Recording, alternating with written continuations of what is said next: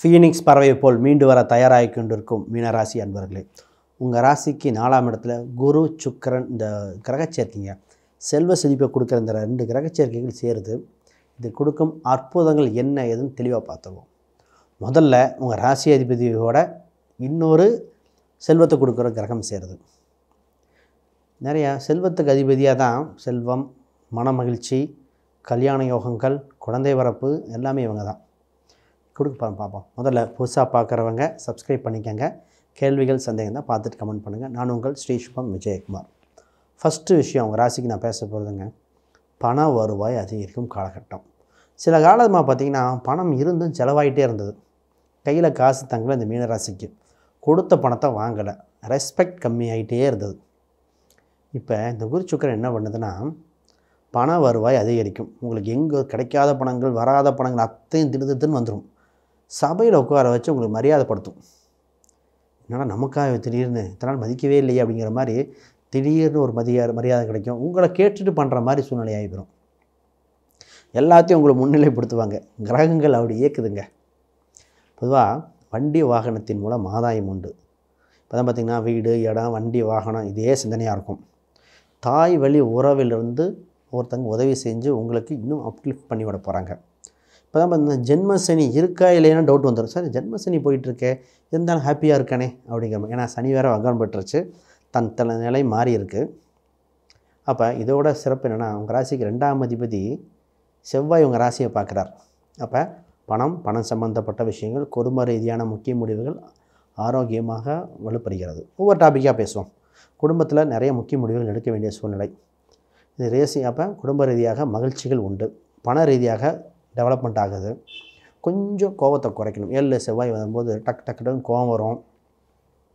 பிடிக்காதவங்க பேசும்பொழுது கொஞ்சம் பொறுமையாக விட்டு கொடுத்து போயிடணும். உங்கள் ஃபஸ்ட்டு நினைக்கணும், உங்கள் தகுதி உள்ள ஆளான்னு பாருங்கள்.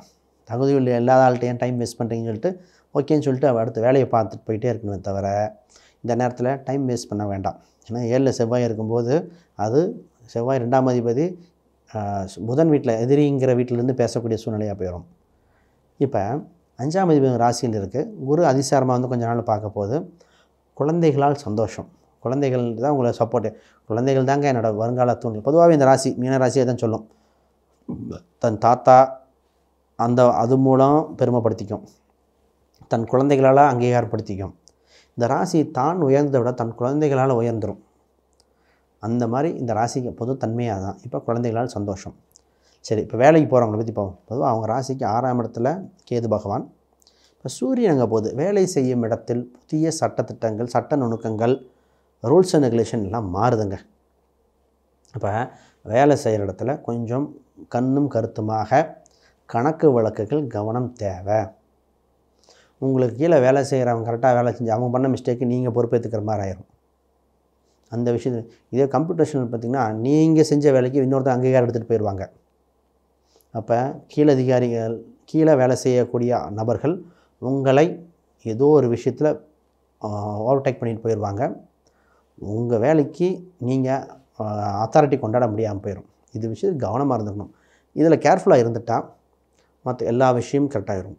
இப்போ தான் பார்த்திங்கன்னா புது சீர்திருத்தங்கள், கணக்கு வழக்குகள் எல்லாமே மாறும். திடீர்னு தான் ப்ராஜெக்ட் மாறிச்சு சார், வேறு ஊருக்கு மாறுறேன், வெளிநாடு பயணங்கள் உண்டு, கிளைண்ட்டு மாறியிருக்காங்க. ஆக மொத்தம் ஏதோ ஒரு மிகப்பெரிய மாறுதல் உண்டு. பட் பயப்படுற மாதிரி இல்லை.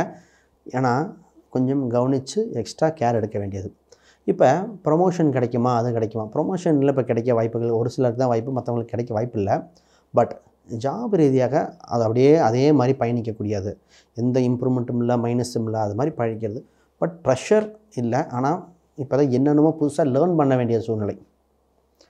இப்போ பிஸ்னஸ் பண்ணுறவங்களை பார்ப்போம். பிஸ்னஸ் பண்ணுறவங்களுக்கு என்னென்னா, குரு மற்றும் சுக்கரன் 2மே இருக்குது. பணம் ஃப்ளோட்டிங் இருந்துக்கிட்டே இருக்கும்.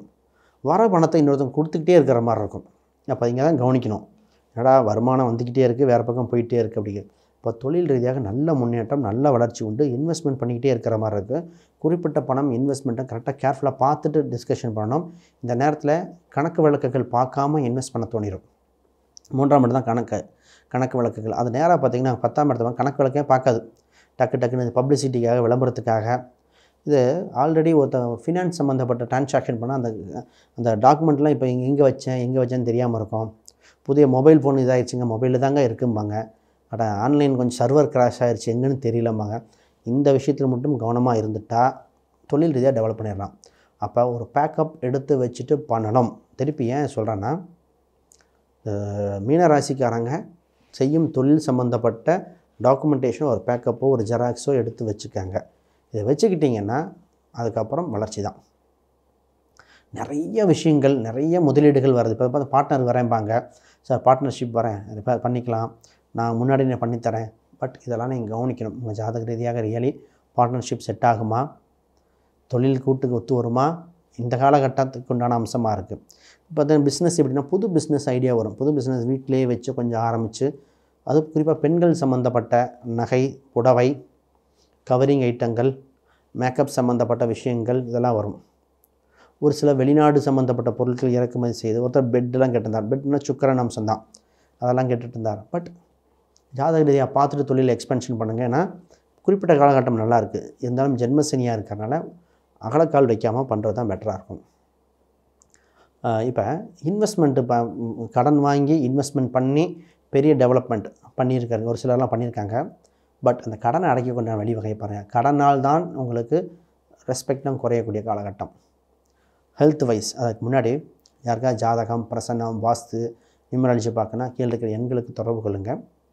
ஹெல்த் வைஸுங்க, பொதுவாகவே ஹெல்த்தை கொஞ்சம் பார்த்துக்கணும். இப்போ தான் குரு என்றைக்கு உங்கள் ராசிக்கு 4ஆம் இடத்துல வந்ததோ அப்போ தான் உடல் எடை, உடம்பு சம்மந்தப்பட்ட பல மாற்றங்கள். ஒரு சிலர் உடம்பு அதிகரிச்சதும்பாங்க, ஒரு சிலர் கொலஸ்ட்ரால் அதிகரிச்சிருது, ஒல்லியாக தான் இருப்பாங்க, கொலஸ்ட்ரால் அதிகரிச்சும்பாங்க, சுகர் சம்மந்தப்பட்ட அதிகரிக்கிறதுங்கிறாங்க.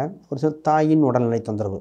ஆக மொத்தம் ஃபேமிலி ரீதியாக மருத்துவ செலவு மாறி மாறி குரு கொடுத்துக்கிட்டே இருக்கார். இப்போ ஹெல்த் வைஸ் கொஞ்சம் கவனிக்கணும். ஹெல்த்துக்கு உண்டான பரிகாரம் உண்டு, அதெல்லாம் பண்ணி தான் ஆகணும். அது என்னென்னா, பொதுவாகவே ஜாதக ரீதியாக பார்த்து கொடுக்க வேண்டிய பரிகாரம் உண்டு. இப்போ தன்வந்திரி மந்திரம் கொஞ்சம் பண்ணிக்கங்க. குரு பகவான் வழிபாடு கொஞ்சம் இதாக இருக்கும். ஜென்ம சனி எப்போவுமே நெகட்டிவ் தாட்ஸை கொடுத்துருது. ஃபஸ்ட்டு இது மீண்டு வந்துட்டிங்கனாலே பெட்டராகிடும். அதனால் பாசிட்டிவ் மைண்ட் செட்டாக நீங்கள் மாற பாருங்கள். எல்லாமே நன்மைக்கு, எல்லாமே நடக்கும், நல்லது நடக்கும் அப்படிங்கிற மாதிரி சிம்பிள் அறிவிச்சுன்னா, சனிங்கிறது பழமையான முன்னோர்கள். அப்போ ஏதோ திதி கொடுத்தல் இந்த மாதிரிலாம் இருந்தால் அதெல்லாம் கொடுத்துட்டு வந்தாலே பாதி ப்ராப்ளம் சால்வ் ரைட். மாணவர்களுக்கு பெட்டர், 4ஆம் இடம் சுக்கிரன் மாணவர்களுக்கு பெட்டராக இருக்கும். வண்டி வாகனம் சம்மந்தப்பட்டு வண்டியில் போயிட்டு வர்றது, டீச்சர்களோட இப்போ நல்லா இருக்கும், சப்ஜெக்ட் நல்லபடியாக புரிகிற காலகட்டங்கள், மாணவர்களுக்கு கோல்டன் டைம். ஆனால் இன்னும் ஒரு சிலர்லாம் பார்த்திங்கன்னா வெளிநாடு சம்மந்தப்பட்ட மீனராசி வெளிநாடு இடமாற்றங்கள், பயணங்கள் அடிக்கடி இருக்கும். அதன் மூலம் ஆதாயம் இருக்கும். இப்போ தான் பார்த்திங்கன்னா 8ஆம் அதிபதி நாளில், இப்போ தான் 8ஆம் இடம்னா பிரச்சனை, 4ன்னா வீடு, வீடு சம்மந்தப்பட்டதாக ஒரு பிரச்சனை வந்து கொண்டு வந்திருப்பாங்க. இந்த வீடு 6 அடி முன்னாடி வந்துருச்சு, 6 அடி உள்ளே வந்துருச்சு, எங்கள் இடத்துல இருக்கோ இல்லையா டாக்குமெண்ட் தூக்கிட்டு அவர் அளந்துட்டுருப்பானுங்க. இல்லை டாக்குமெண்ட் சம்மந்தப்பட்டது கொடுங்க, நாங்கள் வெரிஃபை பண்ணணும்னு கேட்பாங்க. இப்போ தான் ஒருத்தர் வீடு வைக்க போகும்போது அப்போ 1000 கேள்வி கேட்பாங்க. முன்னாடி மூலப்பத்திரம் கொடு. பொதுவாக இந்த வீடு, வண்டி சம்மந்தப்பட்ட 1008 விஷயங்கள் கேள்வி கேட்க போகிறாங்க.